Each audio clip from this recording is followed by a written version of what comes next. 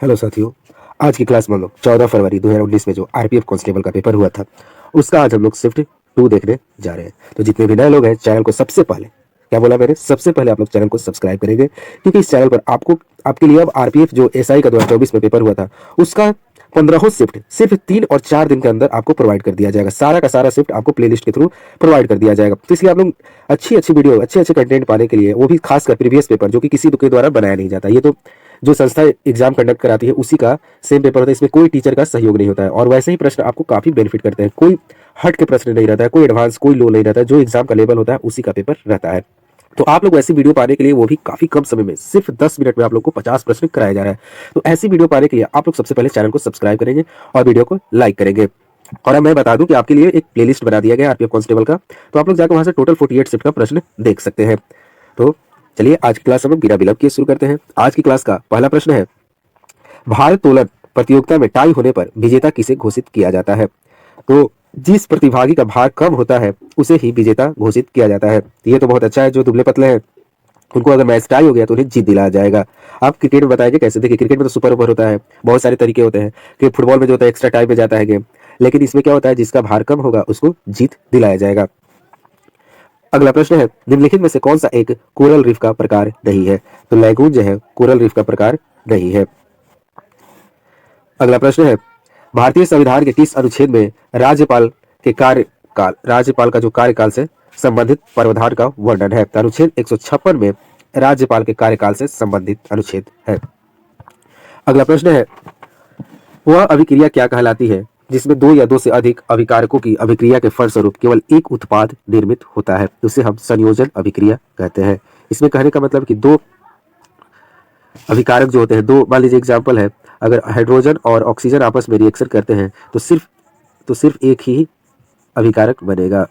2 टकराए आपस में, बना एक। इसी को हम लोग संयोजन अभिक्रिया कहते हैं। 2 मिलकर एक बनाते हैं। अगला प्रश्न है, कोयले का शुद्धतम रूप कौन सा है? तो एंथ्रासाइट जो है कोयले का शुद्धतम रूप है। अगर आरपीएफ का आपने सारा शिफ्ट देखा हो तो उसमें पूछा था कि ब्राउन कोयला किसे कहता है, भूरा कोयला किसे कहा जाता है? तो इसे हम लिग्नाइट को भूरा कोयला कहते हैं। अगला प्रश्न है, पौधों में प्रोटीन और अन्य यौगिकों के संश्लेषण के दौरान उपयुक्त होने वाली आवश्यक तत्व कौन सा है? तो ये आपका नाइट्रोजन हो जाएगा। पौधे जब संश्लेषण करते हैं तो उनके द्वारा सबसे आवश्यक तत्व होता है नाइट्रोजन। अगला प्रश्न है, खाली स्थान में ऑक्सीजन की उपस्थिति में पाइरूवेट का विघटन होता है? तो जब माइटोकॉन्ड्रिया में ऑक्सीजन की उपस्थिति में पाइरूवेट का विघटन होता है। अगला प्रश्न है, राज्यपाल खाली स्थान से परामर्श के पश्चात ही राज्य विधानमंडल के सदस्य को बर्खास्त कर सकता है? तो निर्वाचन आयोग के परामर्श से ही, उसी के परमिशन से विधानमंडल के सदस्यों को बर्खास्त कर सकता है। कौन? तो राज्यपाल। अगला प्रश्न है, सूचना का अधिकार अधिनियम यानी आरटीआई कब लागू हुआ? तो 2005 में आरटीआई लागू किया गया था। ये बहुत ही अच्छी पहल थी। अगला प्रश्न है, कालीघाट कला की उत्पत्ति किस क्षेत्र से हुई थी? तो कालीघाट कला की उत्पत्ति बंगाल क्षेत्र से हुई थी। तो कला से काफी प्रश्न पूछा है। आप सारा वीडियो एक बार देखिएगा तो आपको पता चलेगा। मधुबनी, बाग, फड़, कलमकारी, चिकनकारी, ये सारी कला आपसे पूछा गया है। तो आज यहाँ पर कालीघाट चित्रकला पूछ लिया है, तो ये आपका बंगाल आंसर हो जाएगा। अगला प्रश्न है, वह सबसे कम दूरी जिसमें आंख बिना किसी परेशानी के किसी वस्तु को स्पष्टता देख सकती है वह कहलाती है? तो उसे हम आंख का निकट बिंदु कहते हैं। आंख के निकट का सबसे नजदीक वाला पॉइंट जहां आंख आसानी से उस वस्तु को देख सकता है उसे हम आंख का निकट बिंदु कहते हैं। अगला प्रश्न है, 2011 की जनगणना के अनुसार किस केंद्र शासित राज्य का लिंगानुपात सर्वाधिक है? तो लिंगानुपात पुडुचेरी का सर्वाधिक है। अगर राज्य की बात की जाए तो केरल का सबसे सर्वाधिक था। अगला प्रश्न है, भारतीय संविधान में वित्त आयोग से संबंधित प्रावधान किस अनुच्छेद से लिए गए हैं? तो देखिए, फिर से वही वित्त आयोग का प्रश्न, 280 में वित्त आयोग का उल्लेख है। अगला प्रश्न है, भारतीय संविधान का कौन सा भाग राज्यों में दिए गए विशेष प्रावधान से संबंधित है? तो भाग 21 जो है राज्यों में दिए गए विशेष प्रावधान से संबंधित है। अगला प्रश्न है, गोल्डन फाइबर रिवोल्यूशंस का संबंध किस फसल से है? तो देखिए, क्रांति से तो प्रश्न पूछे जा रहे हैं, चाहे वो श्वेत क्रांति हो, हरित क्रांति हो, काली क्रांति हो, नीली क्रांति हो, क्रांति से प्रश्न पूछ रहे हैं। तो अब देखिए, गोल्डन फाइबर रिवोल्यूशन से पूछ दिया, तो ये आपका जूट से संबंधित है। अगला प्रश्न है, गोलाकार दर्पणों और लेंसों में निम्न में से किस संकेत का उपयोग किया जाता है? कौन सा साइन उपयोग किया जाता है? इसे हम न्यू कार्टेशियन साइन का प्रयोग करते हैं गोलाकार दर्पणों के लेंस में। अगला प्रश्न है, निम्न में से किसे बिना बूझा चूना कहा जाता है? बिना बूझा चूना, इसे हम कैल्शियम ऑक्साइड को बिना बूझा चूना कहते हैं और बूझा चूना कैल्शियम हाइड्रोक्साइड को कहते हैं। अगला प्रश्न है, विद्युत प्रतिरोधकता का एसआई मात्रक क्या है? तो विद्युत प्रतिरोधकता का एसआई मात्रक ओम मीटर हो जाएगा। अगला प्रश्न है, वे कंपनियां जो सेज स्पेशल इकोनॉमिक जोन विशेष आर्थिक क्षेत्र में अपनी उत्पादन इकाइयां स्थापित करती है तो आरंभिक खाली स्थान के समय के लिए कर उत्तरदायी छूट मिलती है। तो 5 वर्षों के लिए उन्हें कर उत्तरदायी छूट मिलती है। एक बार परीक्षा में पूछा था कि सेज का फुल फॉर्म क्या होता है, तो इसका फुल फॉर्म होता है special economic zone.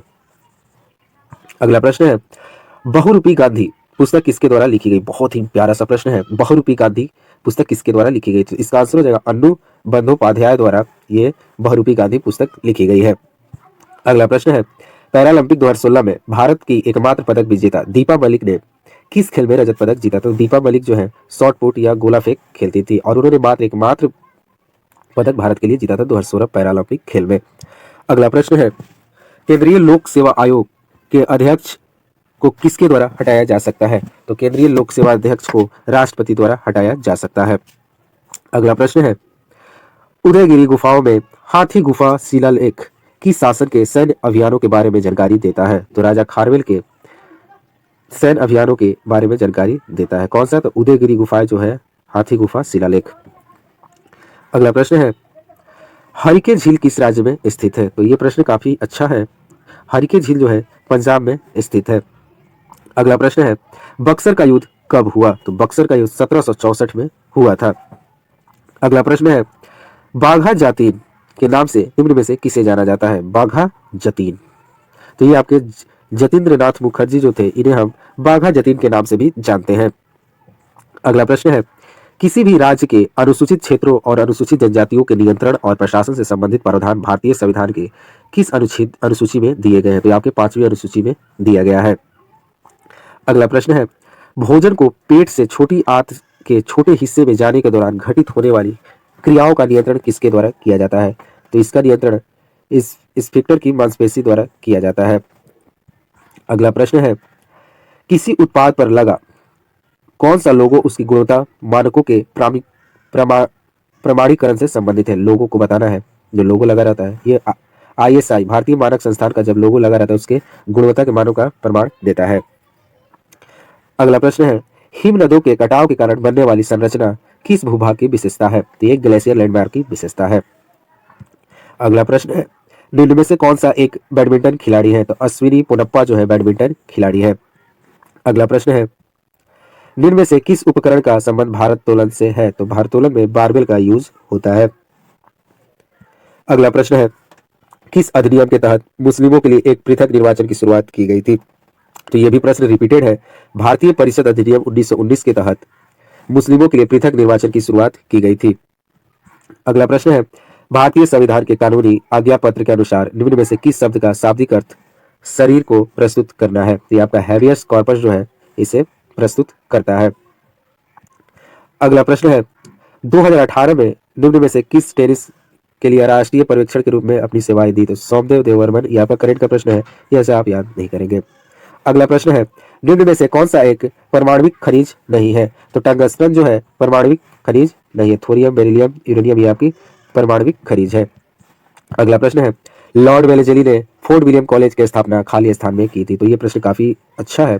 Fort William college जो कोलकाता में स्थित है, इसकी स्थापना लॉर्ड वेलेजली ने की थी। तो कहाँ की थी? तो ये कोलकाता में की थी। आप लोग कमेंट बताएंगे कि कब की थी, कितने ईस्वी में की थी।